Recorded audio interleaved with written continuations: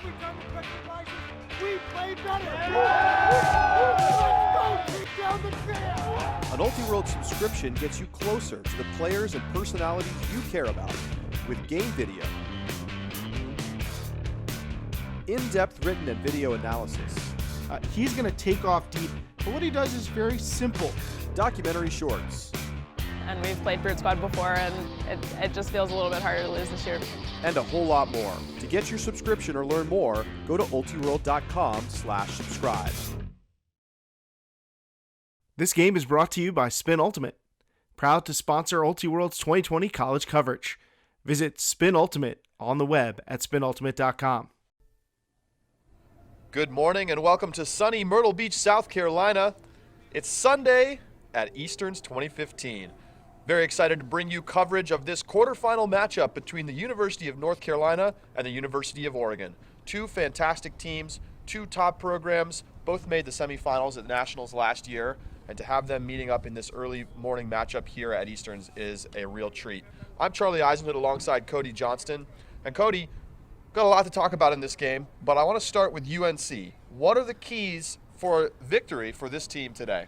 Charlie, talking with Coach Mike DeNardis before the game, he was really happy with how some of his younger players were stepping up in that last pool play game against Florida State.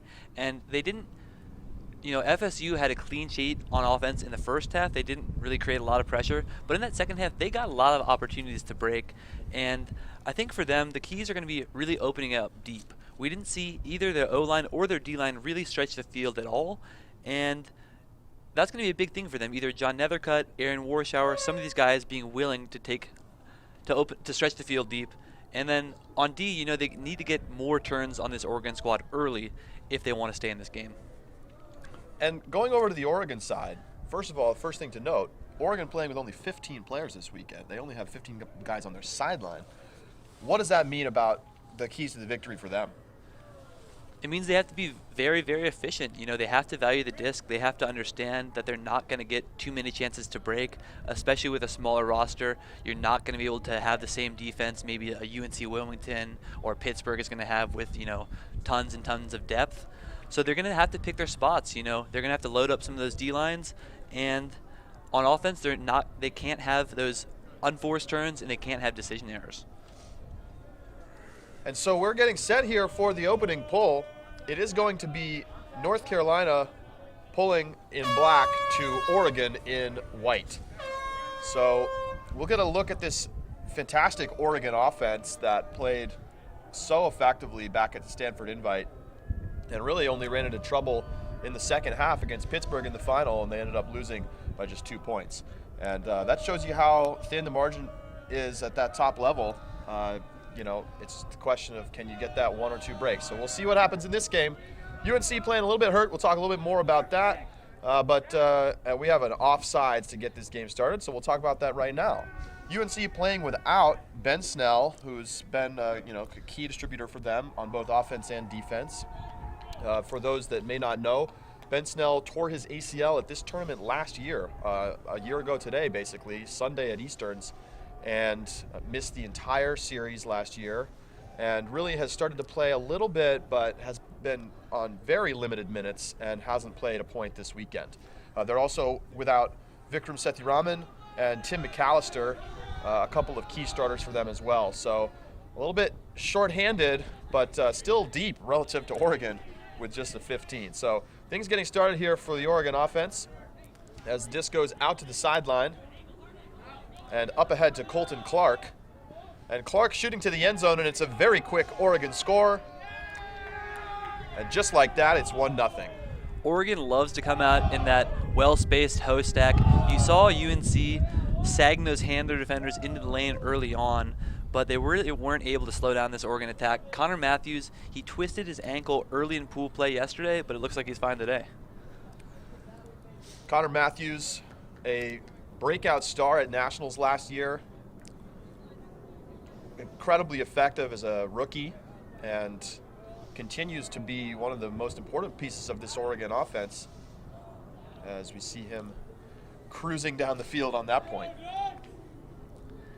And you're going to see a lot of that from Ego. You're going to see They love to isolate cutters. They love to play one-on-one or 2v2 matchups downfield. I think they've really kind of gone away from that handler give and go. Obviously, near the end zone, you're going to see Freechild take over and run those dump swings, run those give and goes. But really, I think they've gone to a more cutter-initiated offense than in years past. And we often see Freechild playing downfield, something that maybe last year was not quite as common. Often beginning possessions downfield and sort of acting as that initiating cutter a lot of the time. So now we're going to get our look at this UNC offense. They are playing without Vikram Sethuraman, but still an effective lineup when they're able to get the spacing that they're looking for.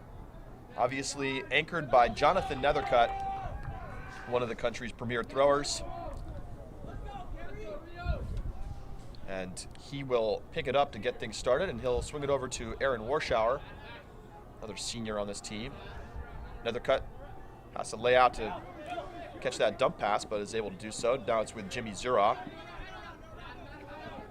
Zura playing with a face mask after breaking his nose earlier this season, playing basketball.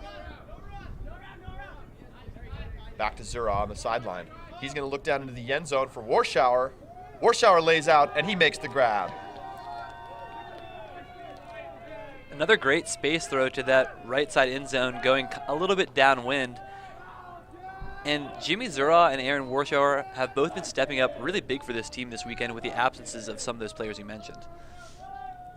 Yeah, what have you liked about the way that Zura has been playing? We talked about him a little bit yesterday in terms of his consistency level, but what's he been doing that's helped this UNC offense? I think he's really one of those guys that will get downfield and just work with his legs. He doesn't necessarily have the most dynamic throws like a Nethercutt or like a Snell, but what he does have is he's just going to get downfield. He's going to open up and space the offense really well. And, coming under from the cutter position, you saw he had that nice 30-yard space throw to Warschauer for the first UNC hold. So really this may be an offensive game. One thing to note about Oregon is that because they're so thin, they often have to save energy to try to get one or two breaks per game, and they're not content, but willing to allow the offense of the other team to mostly score at will because they just don't have the energy to pour in to try to win games 15-10 like they have in years past. And it was interesting because we saw Dylan Freechild already coming over from the offensive line to the defensive line on that last point. I think Oregon, yes, they need to pick their spots, but I think you're going to see Freechild playing a lot of points. Oregon offense watching that pull roll down, and Zach Meyer picking up for Ego. Big layout underneath and a huge play there from Nick McLeod for UNC. McLeod, one of the younger players on this UNC defensive line, and they've got a great chance here to get an early break. Walker Matthews gets it and re-centers it to Dane Nielsen. Nielsen, Scuba to the outside. McLeod gets it back over to Nielsen as a pick is called. And McLeod's one of those guys that Coach Denardis talked about, really, even without those guys injured, wants to step up. I think he believes he has a really high ceiling. Nielsen up ahead to Aaron Wan. Again with Nielsen. To the outside for Nathan Kwan. Nielsen looking upfield. He'll get it ahead here. Back to McLeod. Now in the red zone, McLeod going into the end zone, and Nathan Kwan makes a heck of a catch, laying out right at the goal line for the UNC break. And I think that's going to be a really fun matchup to watch over the course of this game. Nathan Kwan, of course, giving up a few inches to Dylan Freechild, but you saw him on that defensive point, coming down, matching up with Freechild in a cutter position, and really, because of his quickness and in that explosive first step, he's able to generate separation on Freechild. And we talked about him yesterday. Kwan, one of the top freshmen in the country, coming out of the YCC programs in the Triangle area, and really just has stepped into a starting role of this UNC team. He's mostly played offense this year, but perhaps with the shorter lineups because of the injuries, he's playing defense, at least to start today. And you can see why he's a valuable asset on that D-line, because he has that speed. Yesterday, I think they struggled a little bit to kind of move the disc effectively after Florida State turnovers. We saw them get one, maybe two breaks yesterday in the second half, but they had a lot more chances than that. What were the causes of their inability to generate breaks? I think a lot of it was they just weren't able to create separation downfield. Florida State's a very athletic team. They have a lot of tall guys, and a lot of the cutters were just really stagnant downfield for the UNC defensive offense. And of course, Oregon's a athletic team as well, but because when they turn it over, they're not necessarily going to apply the same pressure that a deeper team might be able to.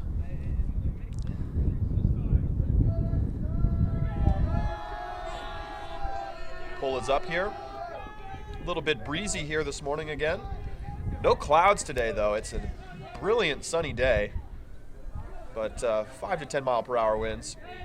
As we see an errant pass there, but Dylan Freechild able to quickly react and get there before the defense. So he saves possession for Oregon. Up the sideline. Comes back around to Freechild.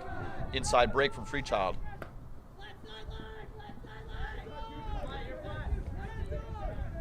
Comes back.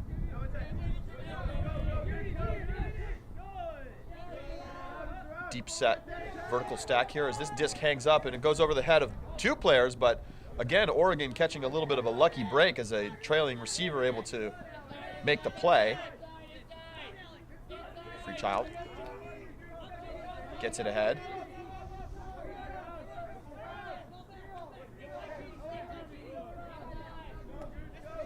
Give and go move there from Freechild. Inside backhand, not quite into the end zone. Looking at a turnover on a dump, but a foul called here on the mark. Nethercutt got him as he was throwing that backhand for the reset.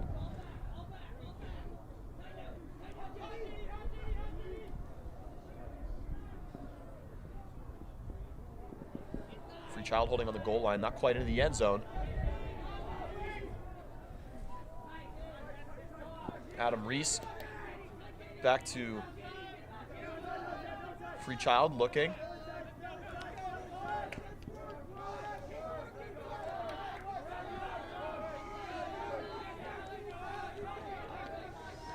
Now strike cut into the end zone, and Oregon's patience pays off in the red zone, and they're back tied with UNC at 2. Nice goal line stand there by UNC's defense, forcing a lot of throws. But, you see with Freechild, Strub, and some of those other guys on the offensive line, they're willing to just kind of back up 4 or 5 cutters into the end zone and play pretty much 2-on-2 ultimate. And another thing on the defensive side for UNC, we saw them mixing up the matchups on Dylan Freechild. That point you saw junior J.D. Hastings matching up on him downfield. I think they're going to try to throw a lot of different types of defenders on him, and over the course of the game, that could be a difference maker just because Freechild's going to play so many points.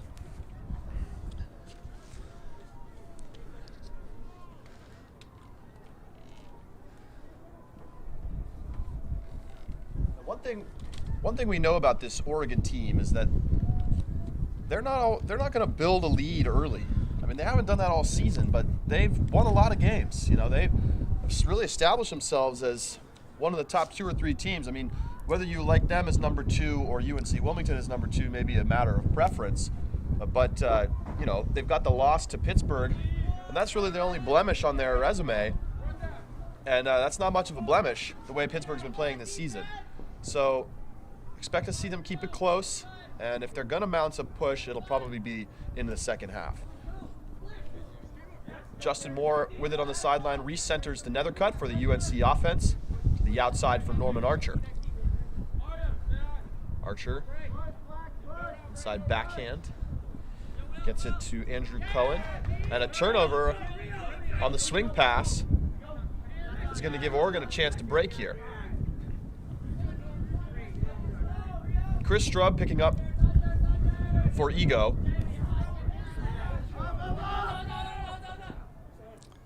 And a pass that was caught just above the turf there.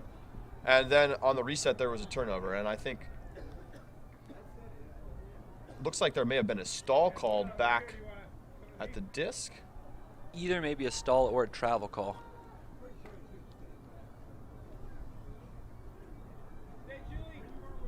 It looked like one of the UNC players called that disc down.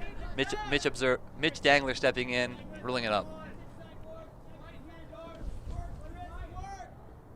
So a kind of a break there for Oregon as they turned it over on the continuation pass there, but they get it back because of the call. And a pass behind the intended receiver there. Unfortunate miscue there for Ego. UNC giving them a pretty short field, but they weren't able to convert.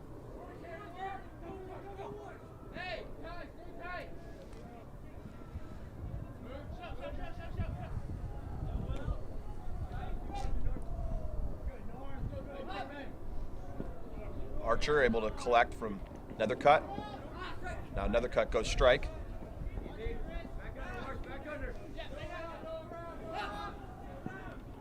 Mario Bundy covering Nethercutt here.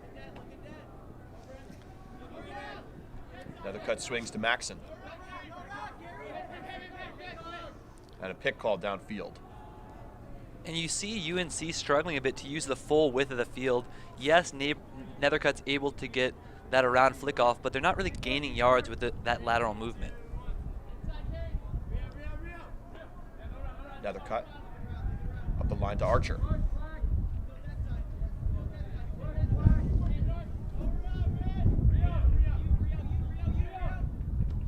Comes back to Nethercutt. Inside backhand to Maxon. And into the end zone for Jimmy Zura. UNC really using the inside backhand break effectively there as they get into the end zone for the 3-2 lead. One thing we saw yesterday in that Florida State game was Florida State's defense choosing to force backhand the majority of the game. Nethercutt had a few inside-out scuba attempts that were turnovers, but there we saw UNC really comfortable with just kind of stepping through the mark, and especially going against the wind, those inside-out backhands are going to sit in space a lot nicer than the flicks will. And yet, you know, talking about Oregon, they came in and they talked about after Stanford, they're not necessarily going to blow out teams. Most of those games were won by 2 or 3 points, but they were able, you know, Wisconsin took half against them in the first game of pool play, but they were able to come back. They beat Wisconsin. They got nice wins over Arizona State, Texas, and Colorado. So they've really taken care of business this season, as well as winning President's Day invite over Washington. That's right, and they have the loss to Pitt in the finals of Stanford. Yesterday, they did lose to Central Florida, but it's hard to know exactly what to make of that game because the situation in the pool is such that if Harvard beat Auburn, which they did, and they did handily, then Oregon had no pressure on them to win that Central Florida game and still capture the top spot in the pool. And I think there was a little bit of a lackadaisical nature on the sideline, perhaps because of that knowledge. So I think this is more of a test of just where Oregon is right now and how effectively they can play with an even more thin roster than usual. They only have 18 guys on their 2015 full roster, so this is not significantly less than that, but those extra bodies make a difference when you're playing with fewer than 3 full lines. So you have a travel call back at the disc.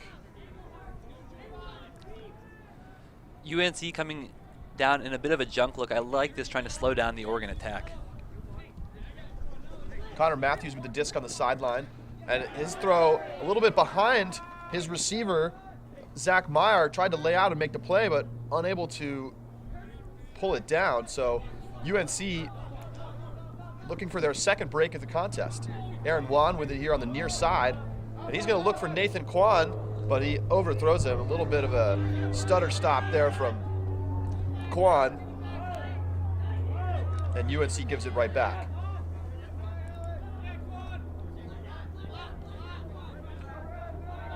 Freechild comes underneath to Colton Clark. Now comes around to Matthews. Trevor Smith finds some room, gets the reset.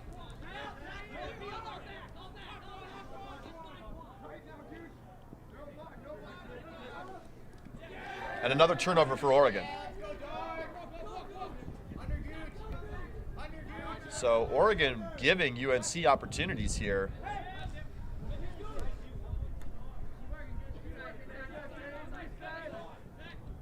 Walker Matthews centers to Nielsen. Nielsen taking a shot deep, looking for Quan. Can Quan get there? Not quite.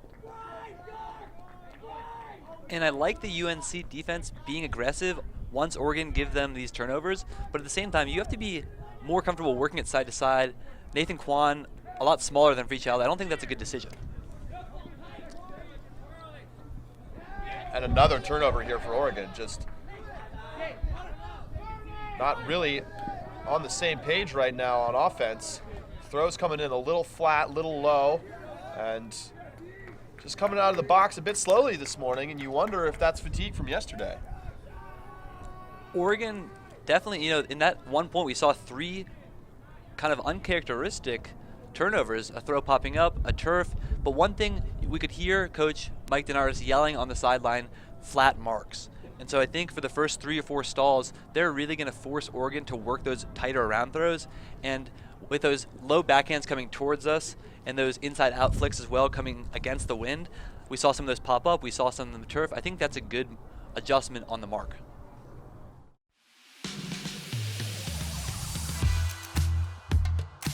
What does it mean to be powered by Savage? It means we become part of your team. From the moment you're paired with one of our sales reps who will guide you through the ordering process, to working with a designated member of our design team to bring your vision to life. Every step of the production process happens in-house, from printing your gear on our Green Line fabric made from 100% recycled plastic bottles, to cutting out every piece and carefully stitching it together by hand. Wherever you are, however you play, we've got your back. That's what it means to be powered by Savage. So effective so far as we see the teams huddled up here. UNC took a timeout after that turnover as they're in the red zone here looking for, this will be now their 3rd chance on this point to punch in their 2nd break of the game. And noticeably, Nethercutt, Zara, some of these top guys aren't on the field, and this is a great time for these younger players to get reps and get experience so that later down the road at regionals and nationals, they can contribute even with the star players coming back.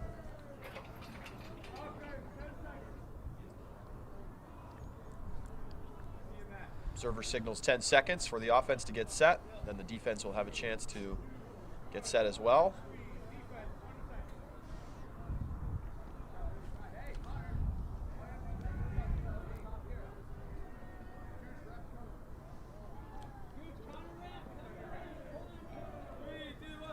Dylan Freechild checks the disc in. Swings over to Matt Guccio-Hannes. Out to Quan, who makes a very nice play. Gets to much taller Freechild. Now they're looking into the end zone, and they get in. Nielsen fires it in there, into the hands of Guccio-Hannes, and UNC gets their 2nd break of the game.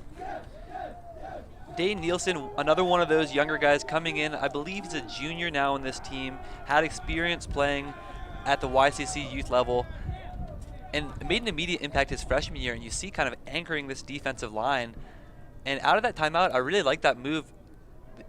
UNC didn't look directly into the end zone. They were content to swing it, move it back and forth, and Nathan Quan causing a lot of havoc, causing some switches, causing Freechild a little bit of trouble, and opening up one of his other players to get the score. And better patience there from UNC. I think that's the big thing you see, the difference between that possession and the previous 2 on that point. Tried to force it into kind of tough spots with Nathan Quan against taller defenders, and they, because of that height mismatch, throwing it out a little too far in front perhaps. At that time, found the inside lane. And Dane Nielsen has had himself a nice start to this game. For Oregon, this has been one of the kind of knocks on them is they start games slow. At Stanford, Wisconsin took half on them. A few other teams where, Maryland went up 4-1 against them in pool play yesterday. And I don't know if it's mental toughness, if it's fatigue, but against these top teams like UNC and Pitt, Oregon's not going to have that many chances, especially if they dig themselves a hole early. So it's a 2-break lead for UNC if you're just joining us. Thanks for being with us on this beautiful day here in Myrtle Beach, South Carolina. Dylan Freechild holding here for the Oregon offense as they look to just tighten up a bit. Too many turnovers on these first few points. Freechild gets some room on the strike cut and makes the play. He's fouled by J.D. Hastings.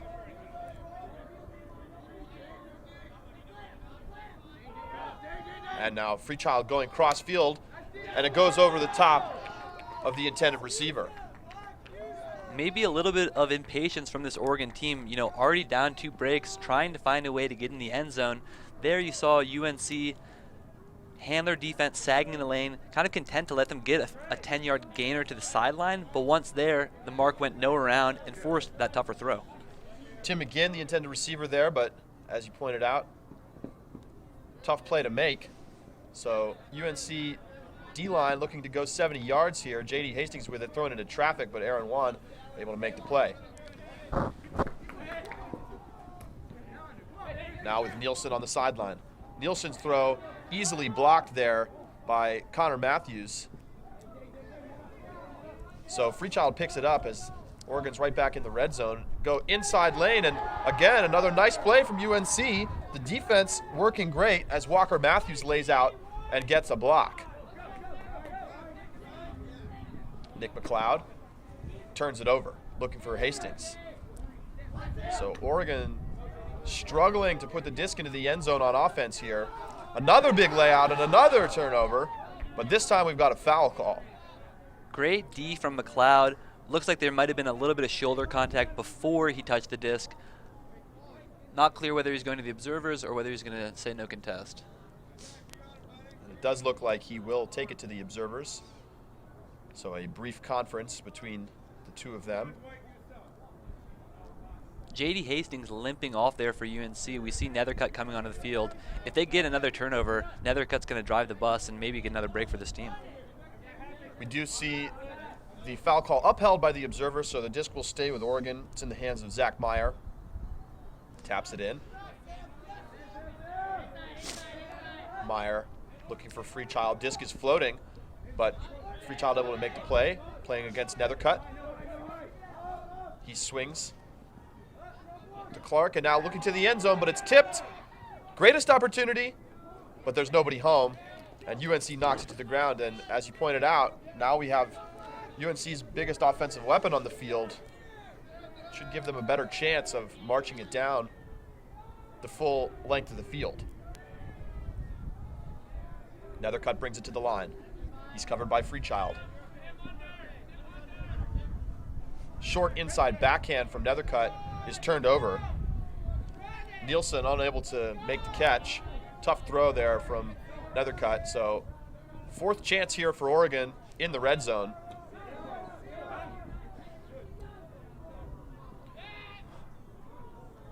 And it's a score.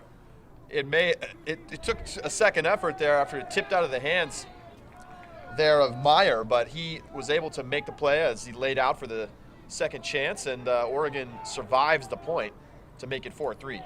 Oregon finally able to hold, but 4 turnovers at that point. UNC has to be feeling pretty good. And I think one thing we're seeing with the wind is it's starting to become more of a left to right going across the screen, and breaks or scores in that left side end zone are going to be big for any team today. UNC up a pair of breaks. Oregon yet to break in this game.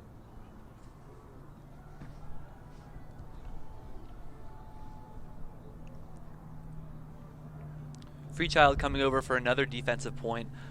And a lot of these guys have got a ton of experience playing together, both at South Eugene at Oregon, as well as on Rhino this past year in the club scene. You know, Dylan Freechild, one of the captains of that team, got a really signature win beating Seattle Sockeye in the pre-quarters.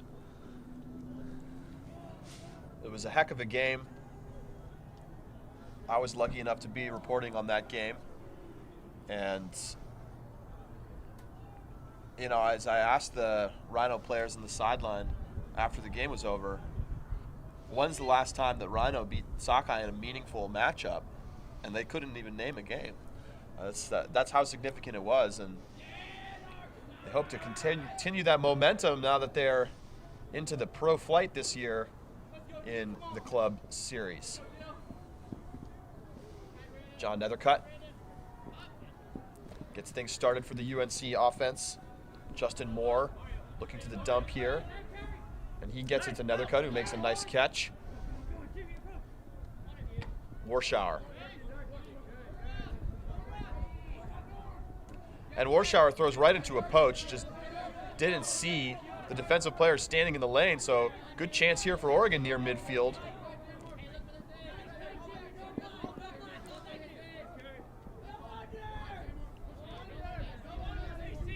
Oregon working to the far side.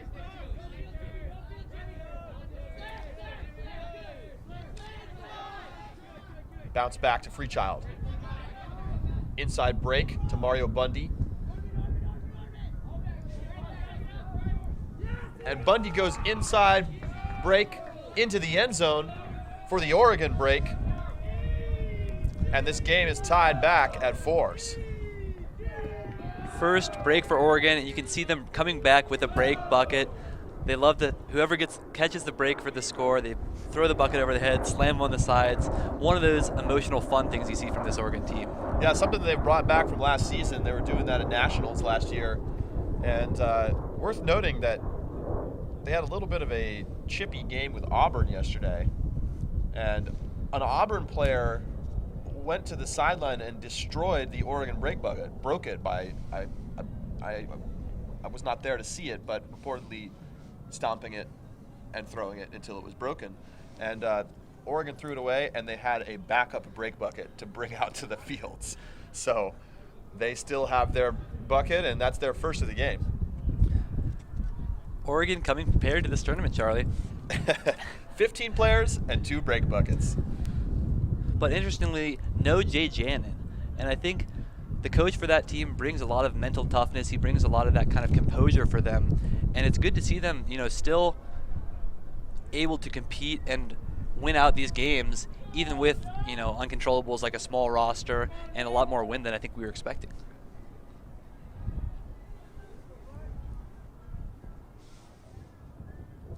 So all tied up here, or UNC still has the 1 break advantage here in the first half. But it's a pretty even game here so far. Nethercutt with the backhand around to Archer. You can see the effect of the wind there.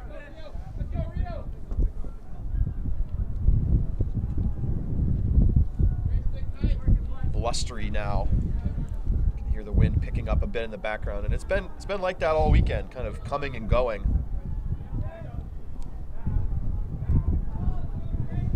Now to the outside for Warschauer.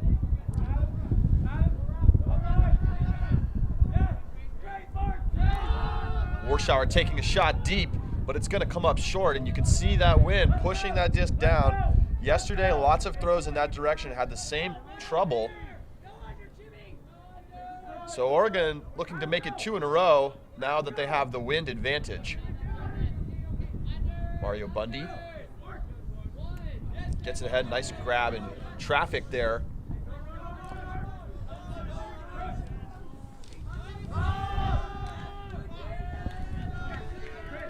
But we see now an Oregon turnover as Will Watkins throw too far for his intended receiver. UNC offense with another chance to hold, going pretty much upwind. Both teams, especially on that forced sideline, really going no around and forcing, you know, we saw that underthrow from Warschauer, forcing teams to throw up into this tough wind. Nethercutt brings it to the sideline. And he's going to look deep takes his shot, but there's nothing there. 2 defenders and not enough underneath that throw, and you can see that hucking up into that left end zone is going to be a challenge.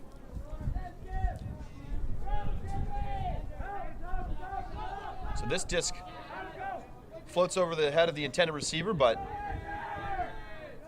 Clark able to make a play, but then turns it over on the backhand to the sideline. So UNC back to work here. And a layout D for Mario Bundy.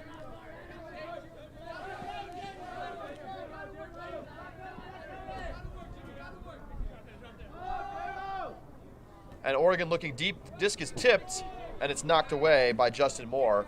Will Watkins down there looking to make a second effort, but knocked down far enough by Moore to render that impossible. Oregon okay, I think, here on the D-line, taking those more aggressive shots going downwind. They've done a really nice job sitting underneath the UNC cutters, knowing that those upwind throws are a lot harder.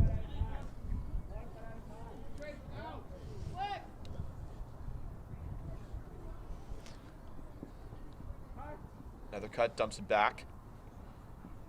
Looks to get it back, not there. Nice pressure here from Oregon. Now a tough throw into this wind, and they're just going to have to rip it deep. And it's a nice D down there. And a timeout taken by Oregon, although it looks like we may have a stall call back at the disc. Either that or a foul call. And what caused that punt, Charlie, was tenacious handler defense on Jonathan Nethercutt. We saw the Oregon defender fronting him, forcing him downfield. Nethercutt was forced to dance and wasn't able to get open there. And the head tap that you just saw from the observer there is a stall. So he signaled that a stall was called by the defense, tapped his shoulders to indicate that he was going to give a ruling, and he did confirm that it was a stall. So Oregon's going to get the disc on the goal line here with a chance to retake the lead in this game. So if they score here, it'll be their first lead since 2-1, and they turn it over. And just a simple play and an execution error cost them. It's one of their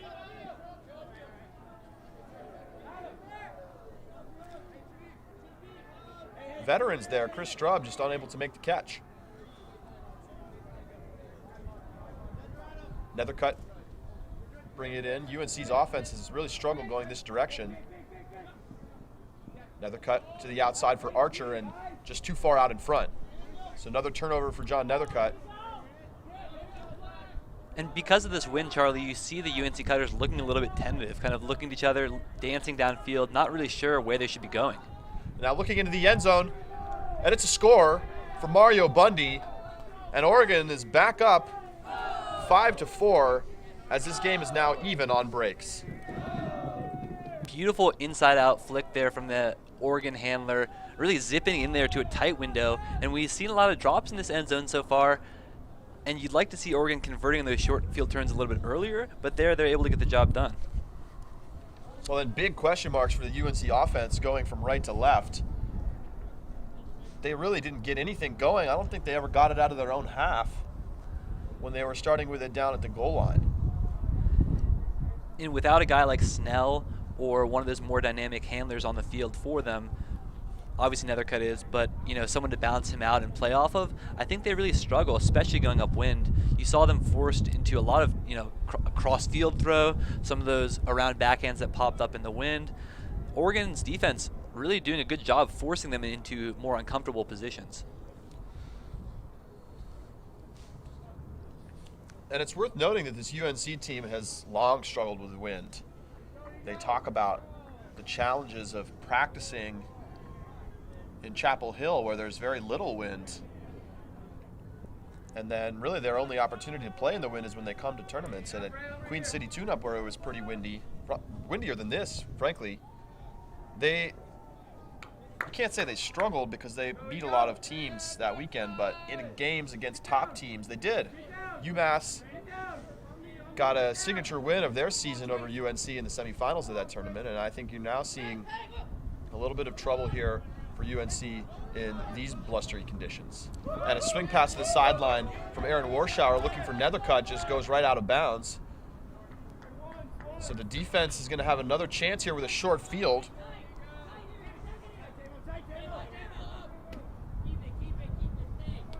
Ty Swain centers it up.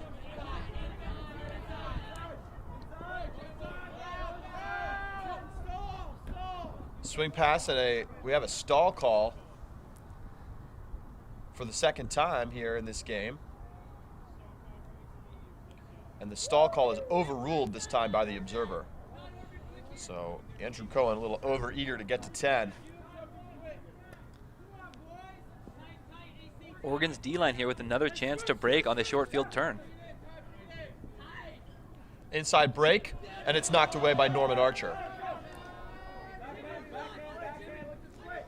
So Nethercutt looking deep, it's not there, so he'll take the swing pass up ahead to Warschauer.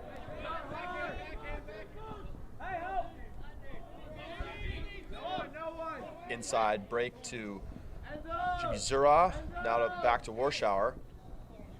Again with Zura. Zura lefty backhands and easily into the end zone for Warschauer. That's the advantage of his left-handedness. And UNC manages to avoid giving up a fourth straight Oregon score, and they score on offense to make it 5-5. Great around throw there by Zura going downwind to find Warschauer. And going back to your point about Queen City tune-up, UNC really did struggle. We saw them against the UMass zone in the semifinals, really either trying to swing the disc and not being effective at that, or kind of just punting. And but at Stanford Invite, the conditions were pretty ideal, so we didn't see really any junk looks or zone from Oregon. But I wouldn't be surprised to see them pull out a three-man cup, maybe a diamond zone or something, just to kind of throw a different look at UNC and also maybe conserve legs and allow some of their top players to remain on the field as like a deep or a wing. Yeah, are you surprised Oregon doesn't play more zone with such a short roster? Yeah, it is really surprising to me. I think one thing they talk about, they want to get those younger players who haven't played at elite level tournaments before experience, and I think playing man defense is going to be what they fall back on come regionals and nationals. And you know, maybe you don't want to show a look like that too early in the season, but in the finals at Stanford, I was really surprised. We didn't see a single junk or zone look from Oregon to try to slow down Pitt. And at nationals last year, they ran a 2-3-2. They ran some switching, and so I wouldn't be surprised later in the season to see that. Here comes a pull from Walker Matthews for UNC. Short one, and it's going to land out of bounds near midfield.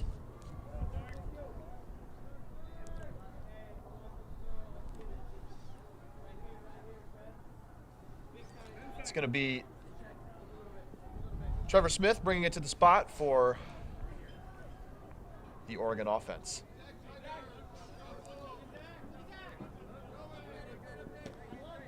Out to the sideline. Back to Smith in the center. Freechild finds room against Quan. Looking to Dillon in the end zone, and Freechild scores.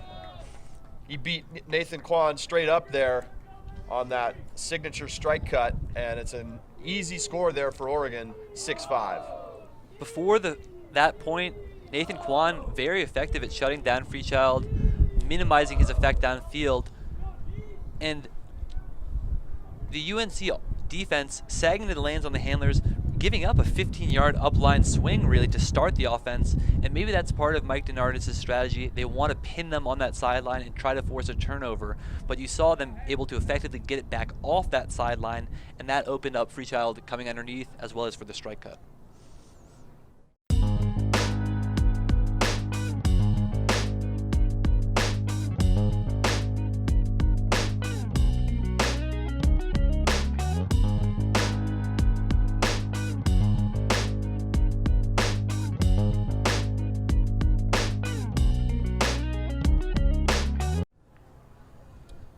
Smooth offense there for Ego. See Freechild coming to the sideline. And Ego really, coming in, I think people might be a little bit surprised to see them where they are now with not picking back up Aaron Hahn, not getting Simon Higgins from Revolver. And they've really been able to reload and sustain some momentum even with those losses. Yeah, it's funny that we almost consider them losses because of how much we expected those players to come to this team. Talking to some of the Oregon players at nationals, at club nationals, they sounded pretty convinced that Simon Higgins was going to be joining the team, and really Aaron Hahn was an expected member of the team at that point, coming back from his study abroad trip from the previous year. But Simon Higgins ended up not joining the team. Hahn declined to play this year, and they lost a number of other guys, and that's how they've ended up at 18. And in some ways, I think they're relishing the sort of, I won't call it an underdog role, but they've become very tight-knit with the small team that they have. And that chemistry, they're hoping, will pay off as they head into the postseason here after this weekend.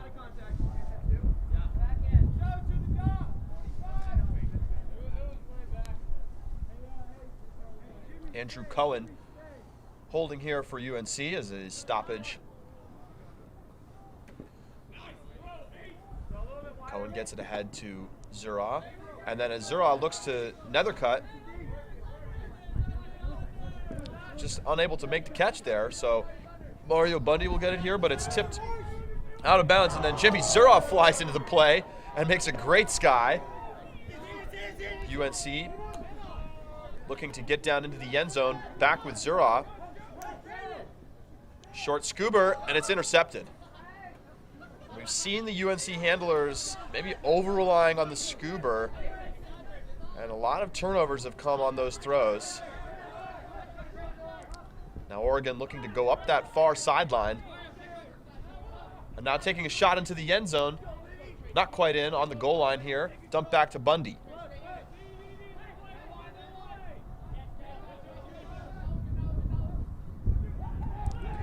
And now they go into the end zone. It's the third break of the game for Oregon. Out comes the break bucket, and it's 7-5 Oregon. Oregon D-line getting it done without guys like Dylan Freechild, Connor Matthews, and Colton Clark on the line. They've been able to break 2 or 3 times in that end zone, and UNC visibly a little bit low energy. It was such a great start to the game for UNC. Got 2 early breaks. It was Oregon that looked out of sorts, and we've seen that the tides turned very quickly here in this game as Oregon's now got 3 breaks to UNC's 2, and their offense also looking much better after a bit of a sluggish start. And they now have a 7-5 advantage here in the first half in the quarterfinals of Easterns. Oregon certainly cleaning up some of those unforced turnovers. We saw in the first few points a lot of kind of popped up throws, some turfs, and now, you know, UNC maybe a little bit too much reliance on that scoober. Obviously Jonathan Nethercutt a great thrower, but Zura there got an incredible D on that upline, skying the pack of Oregon players, and then, you know, is running the give and go and maybe just trying to play a little bit too quickly. If you want to follow along with the other games today, you're going to be able to watch both semis and the finals here on Ultiworld. We'll have the first semifinal at 11 a.m. Eastern, the next one at 1, and the finals at 3. But you can also follow along on ultiworld.com/live for updates from the other quarterfinals. UNC Wilmington has a 7-5 lead on Georgia right now. Wisconsin leading Pittsburgh 7-6. So that's a game to keep an eye on. Florida State up on Harvard 8-5 in the other 3 semis. So UNC now looking to work up into this upwind direction. They've struggled so far in this game. Aaron Warschauer holding here. Out to the sideline for Justin Moore. Ahead to Zura. Zura with the backhand up the line, and it's knocked away by the Oregon defense. Another aggressive look from Zura. Pretty good throw, but the Oregon defender able to take the inside. Oregon working up the far sideline. Strub with it. Goes ahead to Bundy. Bundy looking for Will Watkins down there, but Watkins doesn't get open, so dumps it back, and we have a call on the field.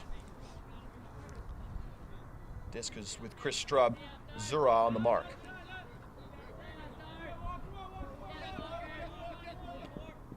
Dish to Freechild. This is a big opportunity for Oregon here chance to take half, up 2 breaks, if they can score it here. And a crucial stand for the UNC O-line, you know, after looking pretty smooth to start, a little bit of question on some decisions, some execution errors, and we see Oregon here take a timeout. So Oregon's defensive line wants to talk it over, about 25 yards outside the end zone.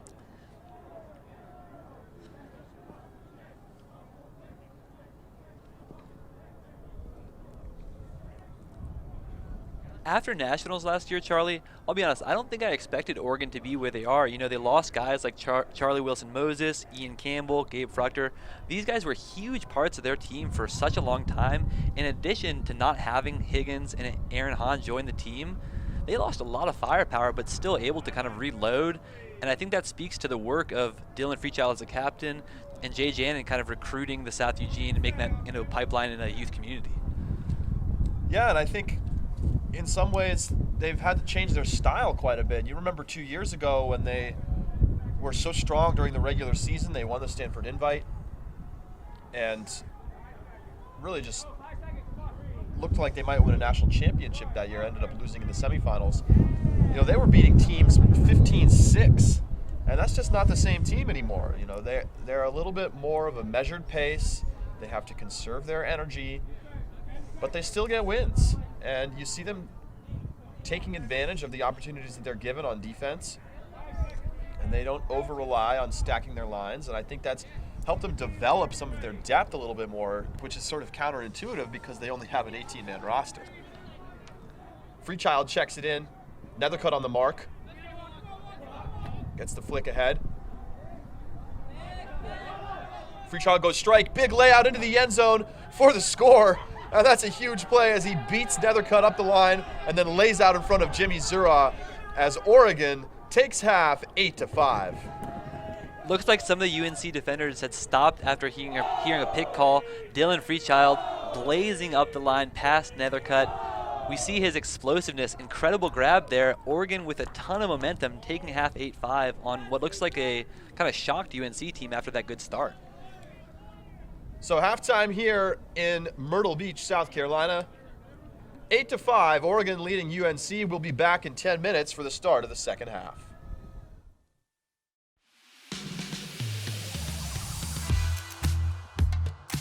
What does it mean to be powered by Savage?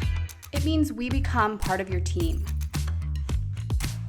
From the moment you're paired with one of our sales reps who will guide you through the ordering process, to working with a designated member of our design team to bring your vision to life. Every step of the production process happens in-house, from printing your gear on our green line fabric made from 100% recycled plastic bottles, to cutting out every piece and carefully stitching it together by hand. Wherever you are, however you play, we've got your back. That's what it means to be powered by Savage. And she gets her hands on it and bobbles. Second effort layout by Jesse Schaffner is going to win the Stanford Invite.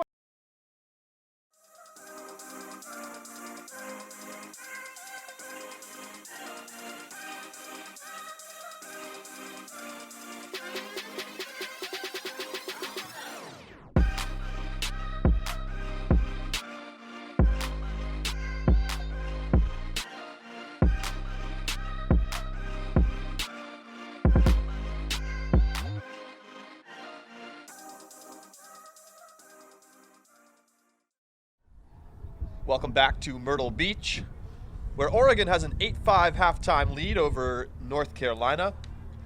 I'm Charlie Eisenhood alongside Cody Johnson, getting ready to bring you the second half of this quarterfinal matchup here at Easterns. Thanks for being with us today. And Cody, UNC came out hot, got 2 breaks to start. They were feeling great. And Oregon's offense looked not good at all. They had a lot of turnovers. They had almost 10 turnovers in the first 3 points of the game. And suddenly things switched, and we've watched now Oregon take a 3-point lead. What happened to UNC, and what do they need to do to get back on track here in the second half?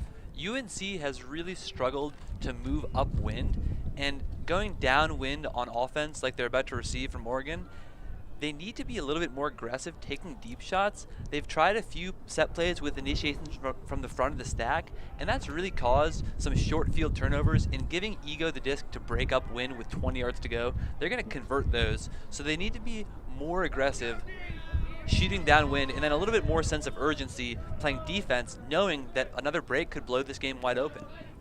UNC starting here on offense in the second half. Nethercutt gets a disc up the line and goes ahead to Norman Archer. Now going up the sideline and right into the end zone, so that's a nice start as Jimmy Zuras scores for UNC, and they get back within 2. Nice, easy offense there, going downwind for UNC. Really looked like maybe a miscommunication there because several UNC cutters just broke free, and you saw there Zura getting the goal. Kind of a head scratcher coming out, maybe a mental lapse from Oregon. Yeah, just right up the open side. Sometimes that's a sign of miscommunication about the mark. But either way, the answer for UNC is going to be how they're able to play going up into the wind. That's how they ran into trouble in the first half. The first few points, their D-line, even without Nethercutt, were able to work upwind pretty effectively. And the wind, yes, it's still kind of gusting, but it hasn't really become much stronger than we started the game. So I'm not quite sure whether it's just been decision errors, maybe some execution, but they really need to clean it up if they want to stay in this game late into the second half.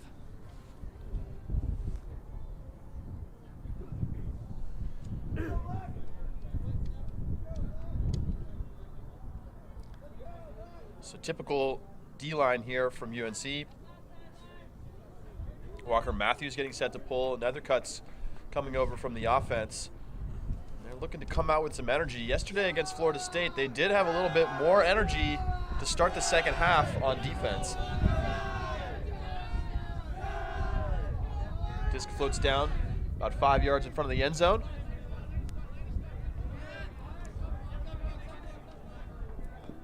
Goes out to the sideline. Now up ahead for Adam Reese. Reese finds free child.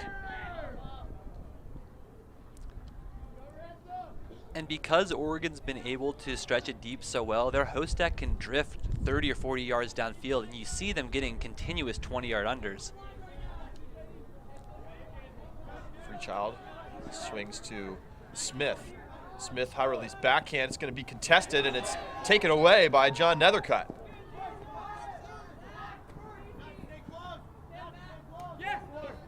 Nethercutt working here on the near sideline. Going ahead to Nathan Kwan, and a great D from Dylan Freechild, laying out into the lane as he sprints to the disc and brings it to the sideline to be aggressive here. And a travel is called. And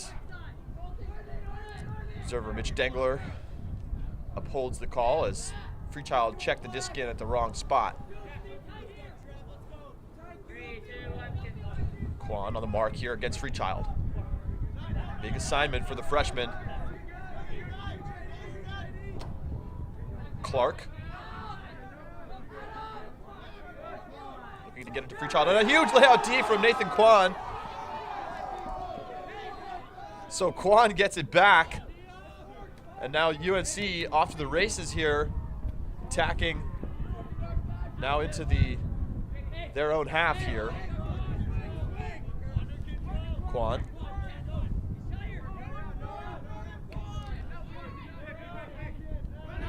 Kwan floats a backhand out to the side, and there's a pick call, so this disc is going to go back. Great anticipation there from Nathan Kwan, playing handler D on Dylan Freechild, able to kind of jump the route there. And when Freechild goes backfield, Kwan's able to stick with him a lot better. And I think Freechild needs to make an adjustment, keep going downfield from that cutter position. He definitely has the advantage with his height. Kwan to Nethercutt. Back to Kwan. Dishes, and it's too quick a pass as he misses J.D. Hastings. And so Oregon looking to get the offensive hold here after a couple of turnovers. Clark stepping up and ripping a backhand looking for Matthews, but really put far too much on that throw. Oregon's cutters, they're looking a little bit stagnant. And we normally think of Nethercutt as a handler and a handler defender, but here, taking the Connor Matthews matchup, he's done a pretty good job at this point so far, limiting his downfield presence. Matthews really hasn't gotten much going in this game, but he is the type to take over a game at really any moment. So always got to keep an eye on his presence near the end zone. UNC still struggling to work upwind as Nethercutt's flick turns over and falls short, and now the disc rolls back 10 yards back towards Oregon's end zone. So good field position here for Smith as he picks up.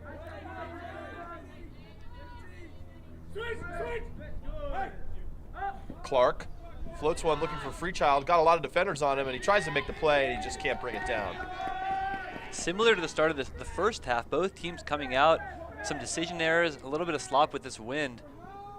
Whoever cleans it up first will definitely have the advantage.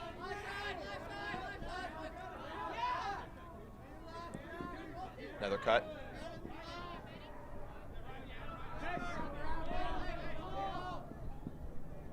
Pick call.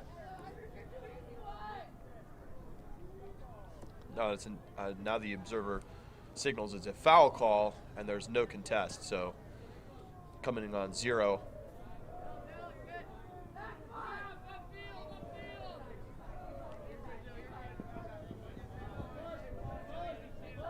Juan to Hastings. Hastings steps into a big flick, blading, but it's easily intercepted by Adam Reese. And they're going to have a technical foul, or sorry, that's going to be a TMF here for impeding the offensive player's path to the line. We saw Reese kind of push off there on Walker Matthews after Matthews stopped him from getting to the line in order to check the disc into play. So quick card from Mitch Dengler. No immediate penalties in Ultimate on team misconduct fouls and other similar fouls, as this throw floats up and Clark able to bring it down in coverage. And now Clark shooting to the end zone, and he gets it into the end zone for the score. Really looked like no one really put a body on Clark there. UNC, not a lot of hustle on that jump ball, and Clark, I think, has really stepped up as a freshman, filling the void that Simon Higgins and Aaron Hahn would have on this O-line, stepping in and having a big impact early on in his college career. Yeah, as a big body, that's something that it was a real question mark, because you know, if you're not a close follower of the college division, you know, Simon Higgins and Aaron Hahn, both big, tall athletes, and we expected both of them to play on offense and be targets downfield for Trevor Smith and Dylan Freechild to throw to. And with them not joining the roster, that loss of not just two really skilled players, but also two really big players was a question mark. And Clark has done an outstanding job, and he's been one of the players that's been on the short list for Rookie of the Year in the men's division.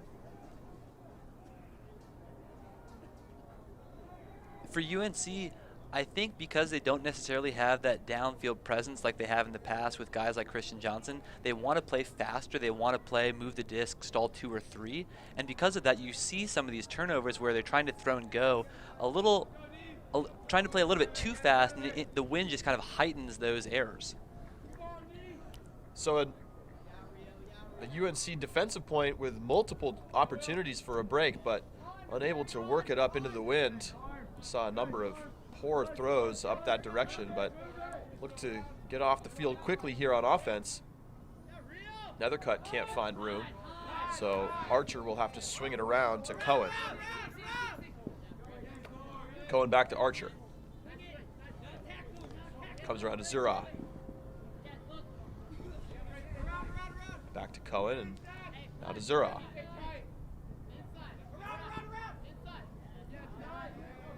Nethercutt gets open. And now Archer floating it into the end zone for Zura. And the UNC offense clean to start the second half as they get their defense back onto the field. Clean point there from UNC. and really able to work the width of the field, forcing the Oregon defenders to play honest, and Zara really having a great game so far. Yeah, aside from a couple of turnovers, Jimmy Zura absolutely showing why he's cemented himself a role on this offensive line and why he was selected to the under-23 team that's going to compete in London this summer, representing the United States. Some quick score updates here from around the division. Wilmington up 9-8 on Georgia. Georgia has had a nice start to the second half, though, with a 3-1 run.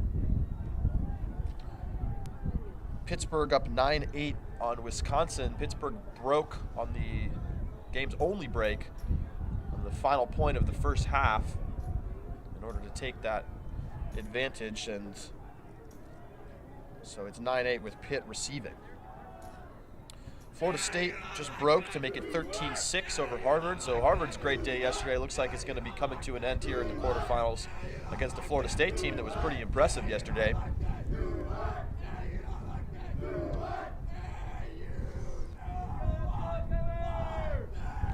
So we're back underway here as UNC looking to trim this lead to 1.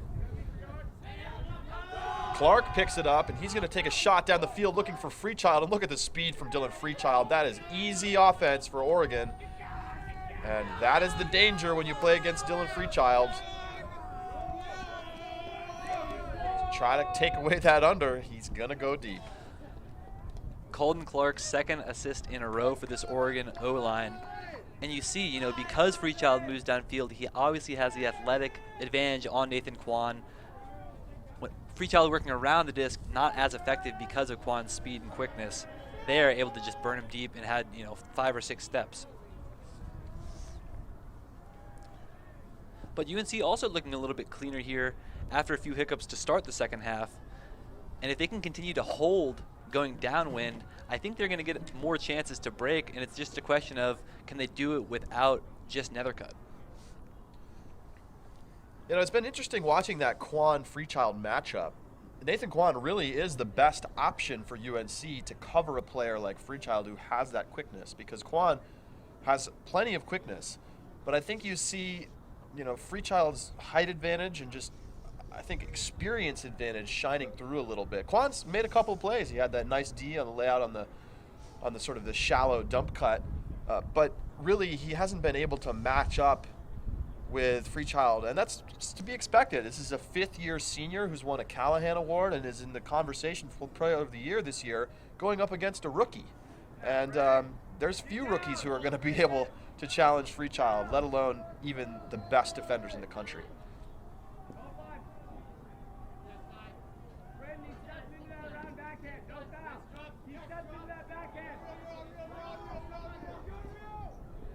High stall situation for UNC, but they get out of it.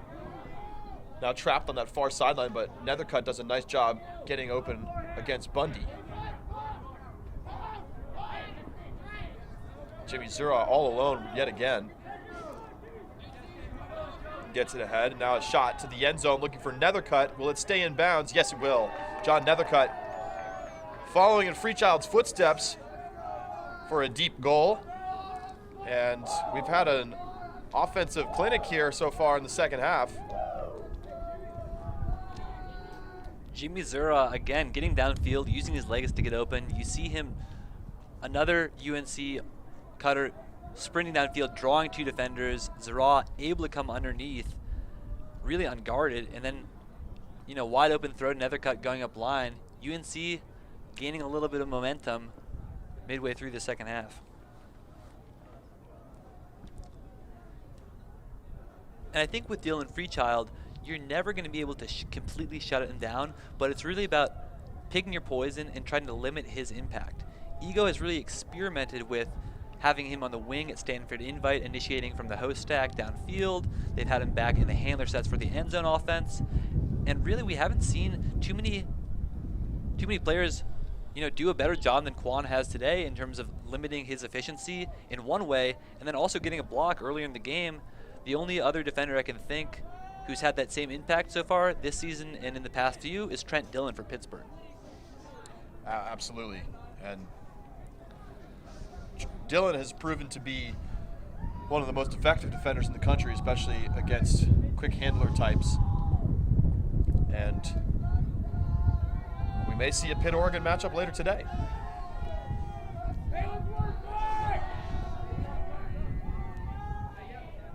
Remember, both semifinals to be streamed here. Not sure of the schedule yet, but we'll let you know as soon as we do. Oregon's offense working here. Free child underneath. Flick to the sideline for Matthews. Matthews fakes the high release backhand, dumps it back to Freechild. Now swing across to Reese. Reese looks for the backhand, not there.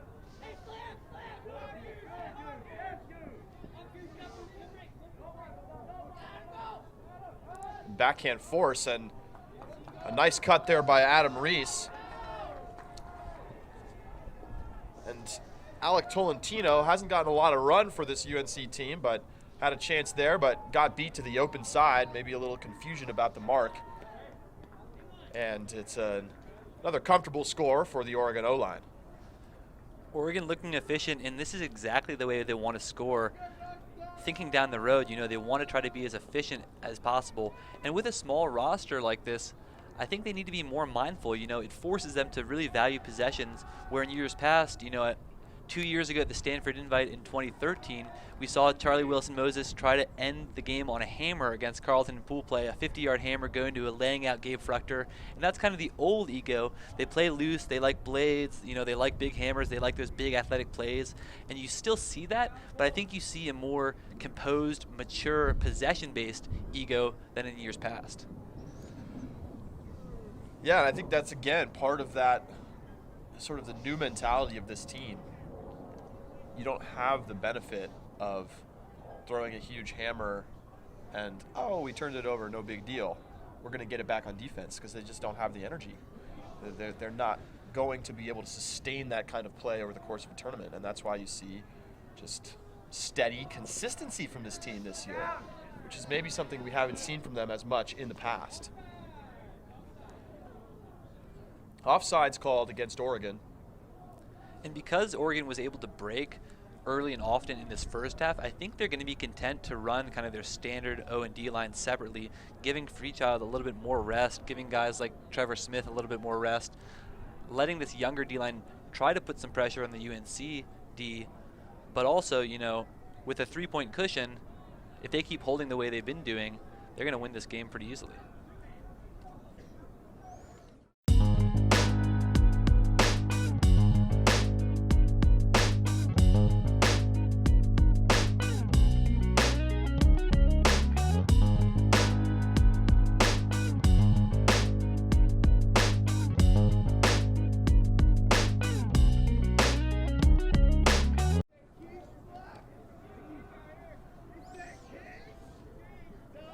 Pull is up here from Oregon.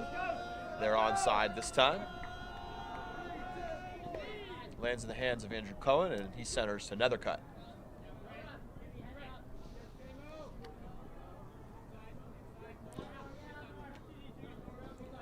Nethercutt again out on the far sideline. Zura. This time Bundy able to shut off that Nethercutt strike cut and forces Zura to swing it. Norman Archer dishes to Nethercutt, and Nethercutt throws a flick, and Jimmy Zura can't bring it down. Nethercutt puts Zura in a really tough position there, trying to make that grab above his head. Any quick blade like that is a tough catch, and you saw Nethercutt tapping his chest saying, "My fault." So Oregon looking to extend their lead here, going upwind. Mario Bundy swings it out to the far sideline.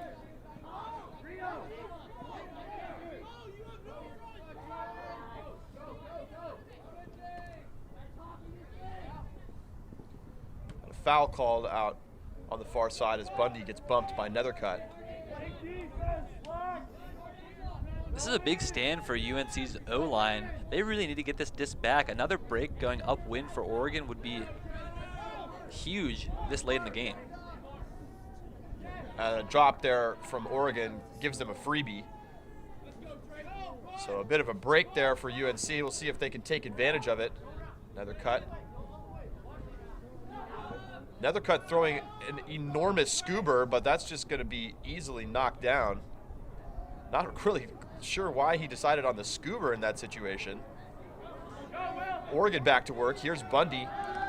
Oh, he's shooting deep looking for Watkins. Watkins has a step, but oh, nice defense down there from Jimmy Zura to save what would have likely been a break for Oregon.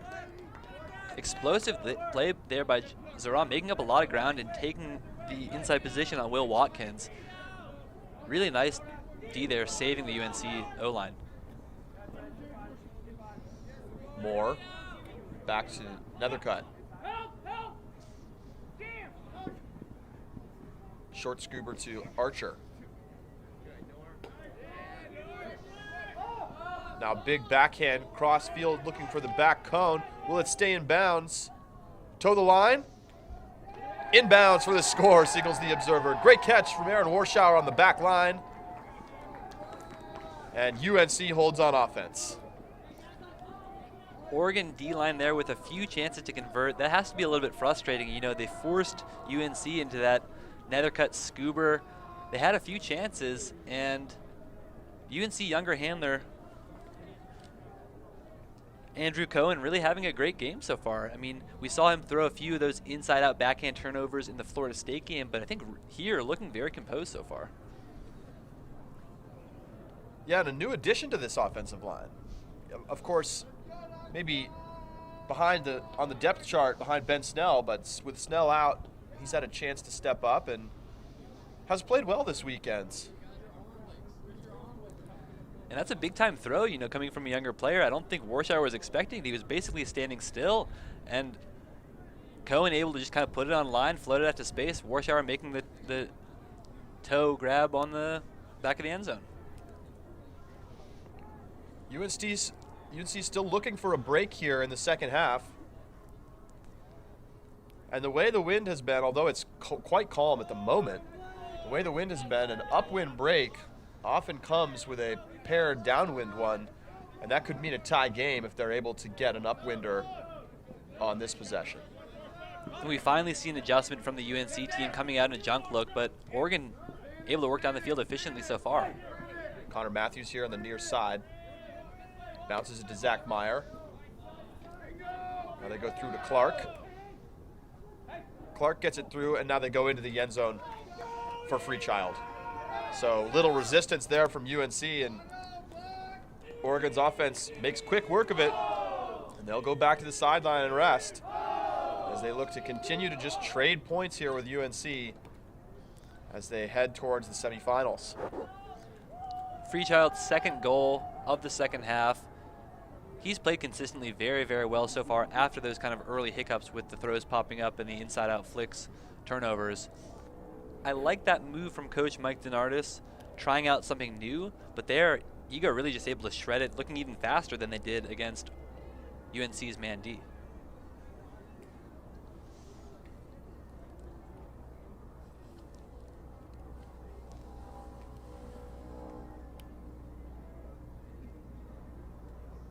Both teams have played decent defense at times, but it hasn't been overwhelmingly strong.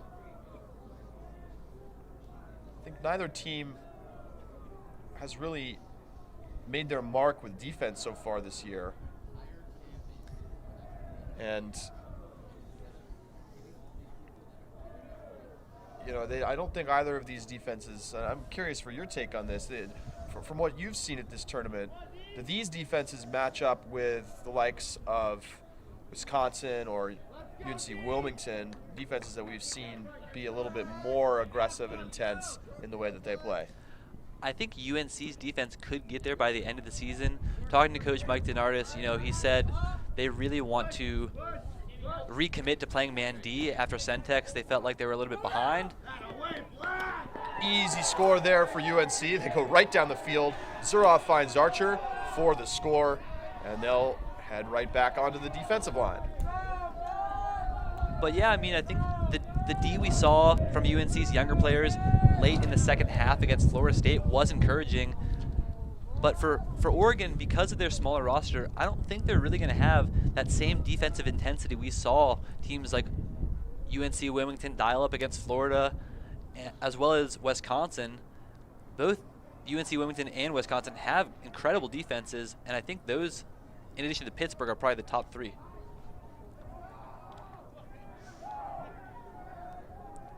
So UNC right back onto defense, but still looking for answers. I wonder if they'll go right back to man after that poor last point playing zone where they got beat in about 5 throws. Especially with younger players, I'd like to see them stick with that one more time just to see if they can get those guys in the right spots and slow down this Oregon attack. It's not necessarily about creating a block every time, but just making Oregon work differently to throw off their rhythm and kind of change the pace of the game. And then switching back to man could be a good option just to change their progressions.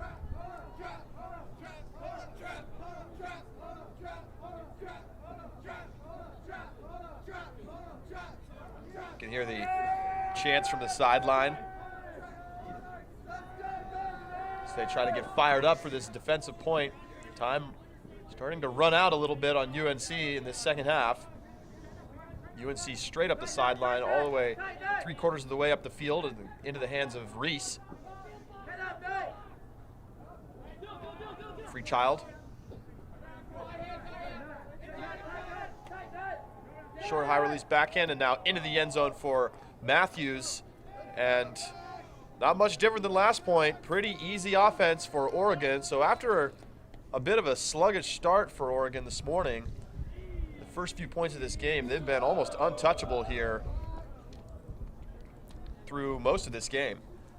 A bit surprising from the UNC defense. I think one of their MOs this season and last season was really being able to turn up the defensive pressure late in second halves.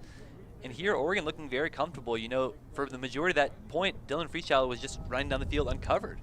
There wasn't anyone even close to him.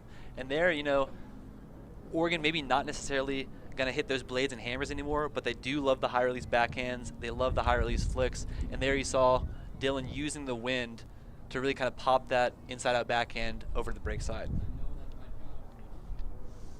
And even with a small roster like this, Charlie, do you think the way Nationals is formatted with 2 games the first day, 2 to win your pool the next day, maybe a 3rd crossover, do you think this Oregon team with a roster of 18 can go deep into that tournament? Oh, I absolutely do. I think they've shown that they're able to already. I mean, if they can persevere through these 4 games to 15 days that they've had to do at Stanford Invite and here at Easterns, then why not? You know, they know what they have to do. They're probably going to have to win their first 3 games. That might give them an opportunity to rest a little bit in their 4th pool play game, but I see no reason that they can't. And I think it's a bit of a misnomer to say that you don't need as much depth at Nationals because there's fewer games per day. I think that has been well disproven at this point because just the intensity of games is so much higher. You end up more fatigued after multiple days of play, even with fewer games. However, I do think that Oregon can still make a run. Whether or not they have a championship in them this season remains to be seen. Jimmy Zura nearly drops it, but recovers to make the catch. Zura looking to Nethercutt, it's not there, so he gets it ahead to Cohen. Cohen now floating one out into space for Nethercutt, and Nethercutt lays out for the score. Great grab for Nethercutt, and they're hanging around, but they're going to need to find a way to dial it up on defense if they want to get back into the game. Again, Cohen having a really big impact as a thrower.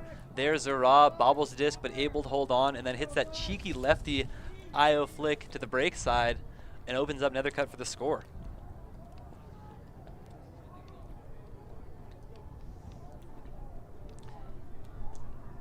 And with this UNC team being so injured, we haven't, whereas last year we kind of really saw their same set lines from CCCs onwards, we haven't really seen what they're capable of at full strength, even at Centex, Snell was playing but still a little bit limited. Tim McAllister's been out for the majority of the season, but we really haven't seen them at full strength, and I think Coach Mike DeNardis is really mindful they're not going to show what they have too early this year.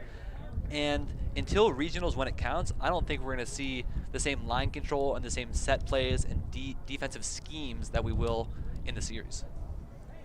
And it's worth noting, Tim McAllister's not a name that a ton of people know on this UNC team, but last year he was among the best defenders in the country.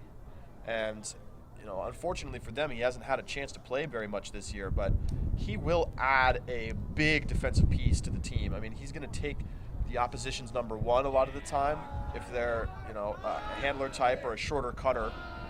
And he makes a big difference. He's one of the best on their team at generating blocks with layouts and pressure defense. Reese cuts underneath, now out to the sideline. Easy flow so far for Oregon yet again, all the way into the red zone. Freechild, nice adjustment to make that catch.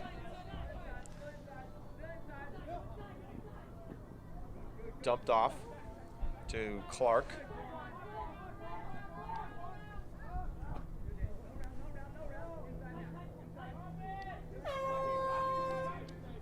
Now dish back. Out to Reese. And a pick call. As you hear the soft cap horn in the background, won't affect this game. We're still playing at 15. And we saw UNC defender McLeod take a gamble, leaving his man, trying to get the poach block in the middle of the field. He wasn't able to get it, and that left an Oregon cutter with no one around him. They got a 20-yard gainer, and here they are knocking on the doorstep.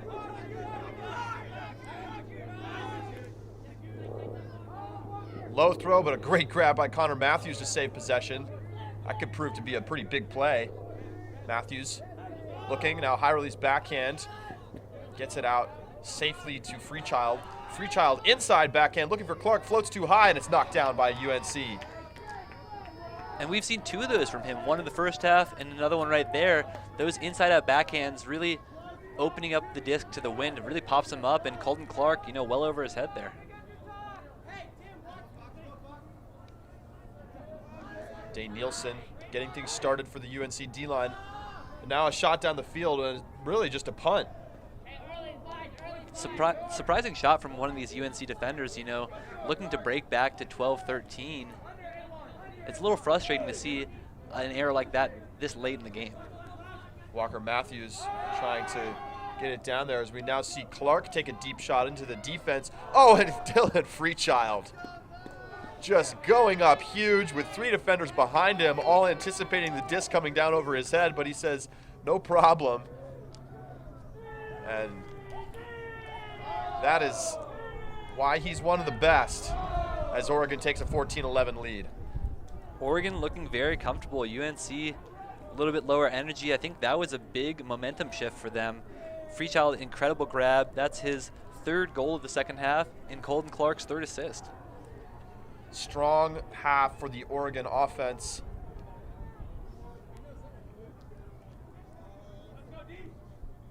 And really, you look back over the course of this game, they just didn't have a very good start, and that's all that it was.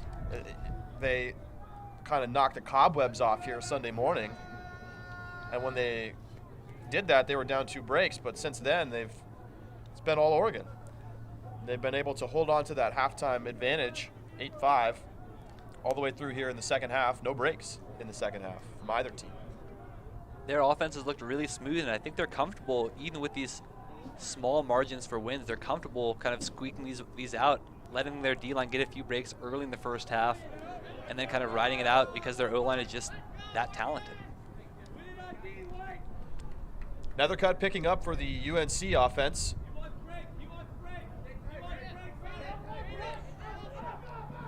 Scuber out for Ben Maxon. Now to Zura. Zura dishing to the outside. And now a hammer, that's way too low. And a questionable decision there from Andrew Cohen. He's played mostly quite well, and you almost wonder if the coaching staff's okay with a choice like that. Be aggressive, and start to get some experience stepping into a bigger role on the team. But Jimmy Zura able to just take that throw away as Ty Swain throws into the poach.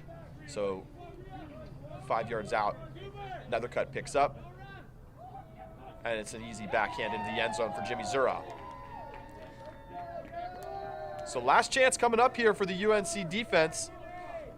Haven't had any answers since very early in the game.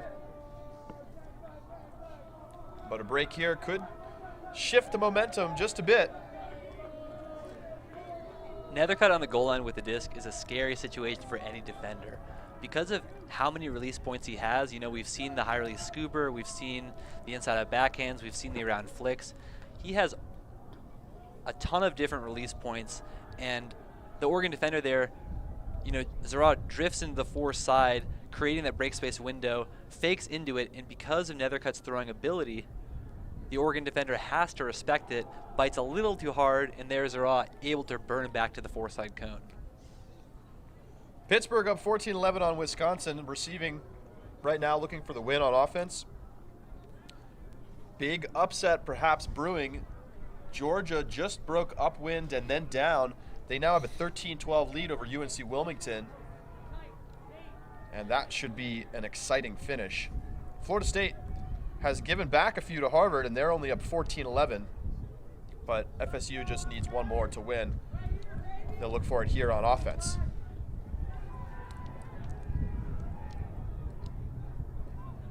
And after that game against Carleton in the first round on Saturday, I was really impressed by Georgia, you know, sharing the load between a lot of those players, Erickson, Paul, DeFrancisco, some of those younger players as well.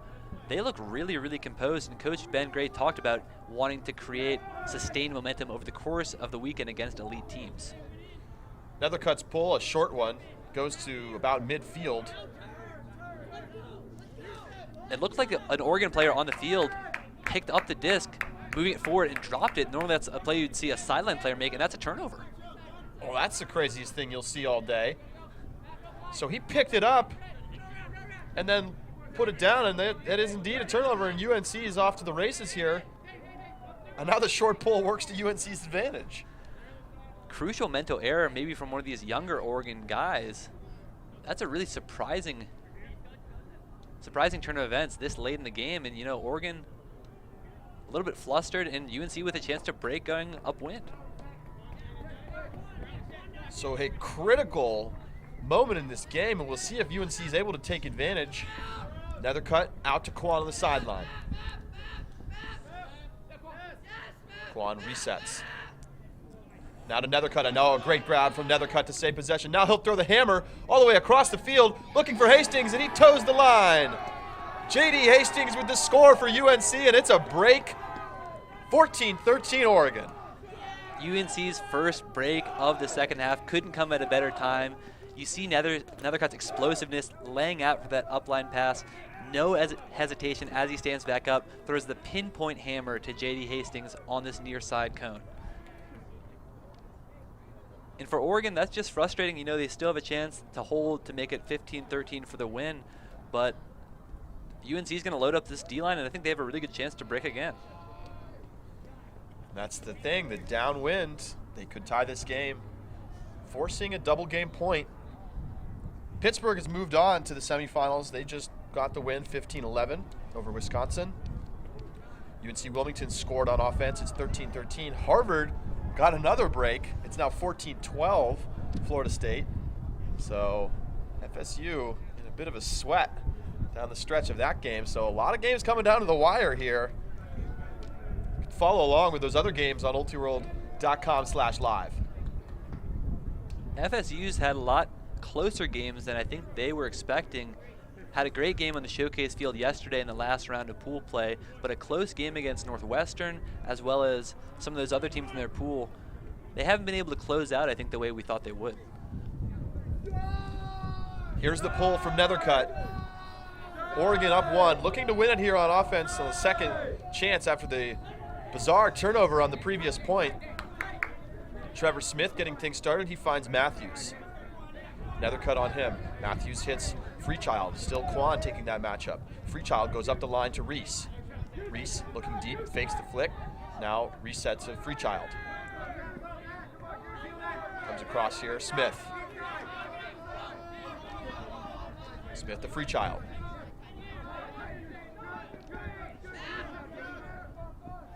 Matthews comes under.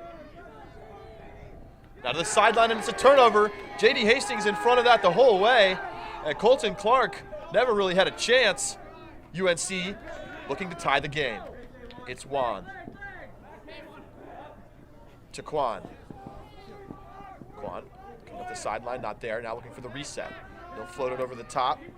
Gets it into the hands of Nielsen, who throws the hammer, and it's over the head of the intended receiver. And a very aggressive shot there, looking for Nick McLeod. And that's the kind of decision-making that's been hurting UNC this entire game. I was really impressed with Nathan Kwan's decision not to throw that flick strike to the end zone.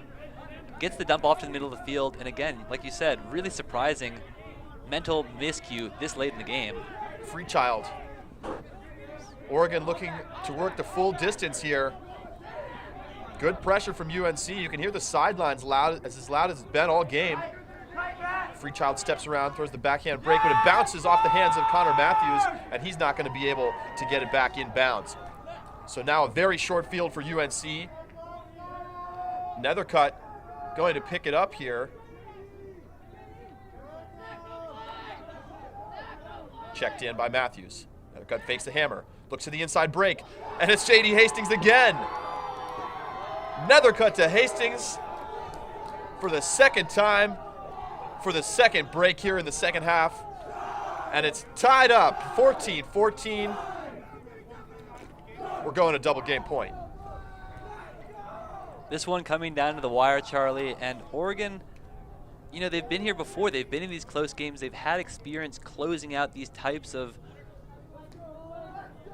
games where teams have gone back and forth on runs. There, you know, Connor Matthews forced into a tough position along the sideline to make that catch. But I think that's really a catch we expect him to make.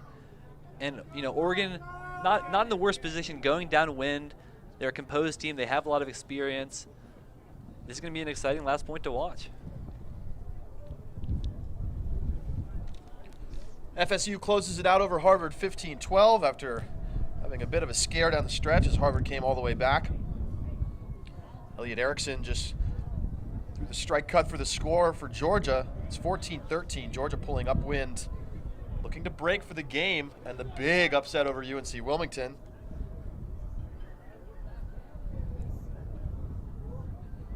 So Florida State and Pittsburgh through to the semifinals. And we await the winner of the Georgia UNCW game, and of course, the winner of this one right here. And it's pretty much the same lineup out there for UNC, top 7 on defense. Nethercutt getting his line fired up. Here comes the pull. Big blading pull lands near midfield. Oregon smoothly coming to the disc. Looking calm, but you have to wonder if they've tightened up after 2 straight breaks. Connor Matthews, nice job on the in cut. Matthews, a little bit of a dicey throw out, but Smith able to collect. Smith inside break, and a very nice catch underneath. Freechild goes up and gets it. Now he goes high release backhand into the end zone, and Hastings unable to make the play. And a great catch from Colton Clark. 15-14.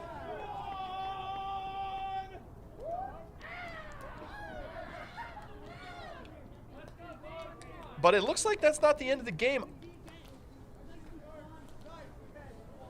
I'm surprised because it may be that the rules of this tournament are win by 2 until the hard cap goes on. Yeah, I'm right there with you, Charlie. I thought that was Universe Point as well. Incredibly explosive grab there from Colton Clark. They're kind of bailing out Freechild on that cheeky inside-out high-release backhand. Hastings coming on hard there, so we're not done here. 15-14 Oregon. And normally that's the end of the game. So I apologize for the error there on the rule structure, but that's the complicated rules at the ends of games of Ultimate, and every tournament can have its own little quirks. So we continue here. The hard cap's going to go on here in about 1 minute. So obviously if Oregon scores here, it's over. And if UNC scores, then we should have double game point on the ensuing possession. So another cut walking to the disc here, checking in for the UNC offense.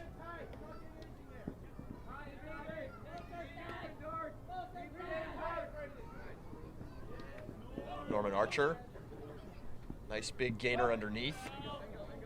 Now to Moore. Back to Freechild. Excuse me, it's another cut. Archer.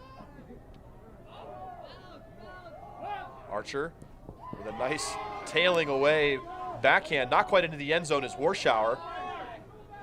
Warshower flick, finds another cut for the goal. 15-15. Oregon getting set to again receive heading downwind. And Norman Archer is another one of those young guys Mike DeNardis on UNC talks about as having a really high ceiling. He came in with some YCC experience. He's a sophomore this year, and you really see his length on those fakes. You know, faking that inside, that around flick to start. The Oregon defender jumps, laying out, opens up that inside-out break window for the backhand, and really kind of busts that play wide open, letting UNC score on the break side. It's double game point in the Georgia-UNC Wilmington game.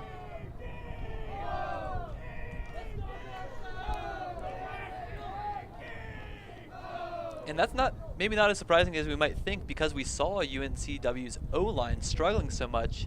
Florida going on those 4-0 runs first in the first half as well as the second half. Their D-line looks phenomenal, but their O-line has had some problems so far this tournament. And Florida State and Pittsburgh will play the first semifinal at 11 o'clock. And that's about 15 minutes from now. We'll bring you that game. But now we await the conclusion of this one. 15-15. Another cut with the pull. Again, lands near the brick mark. Both sidelines fired up here. Throw out to the sideline as the wind picks up a little bit here.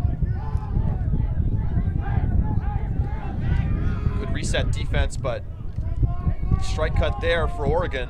Up the sideline to Matthews.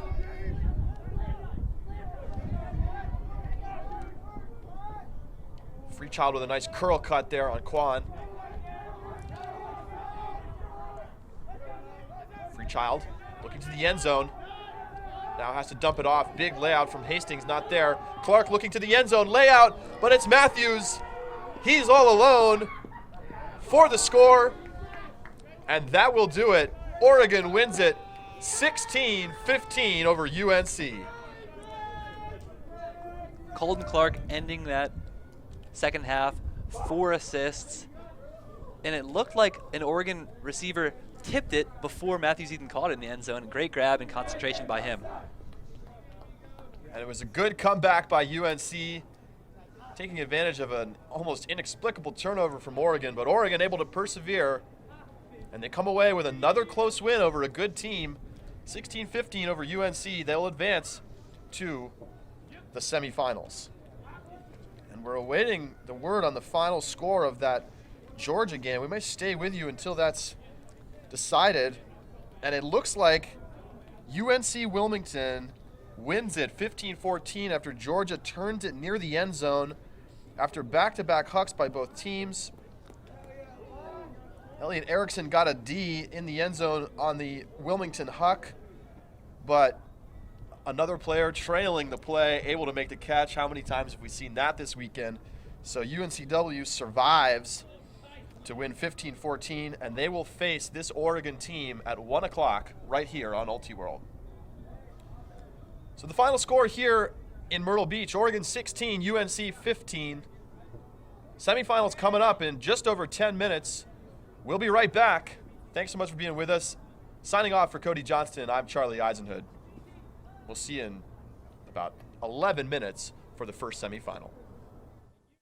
This game is brought to you by Spin Ultimate, proud to sponsor Ultiworld's 2020 college coverage.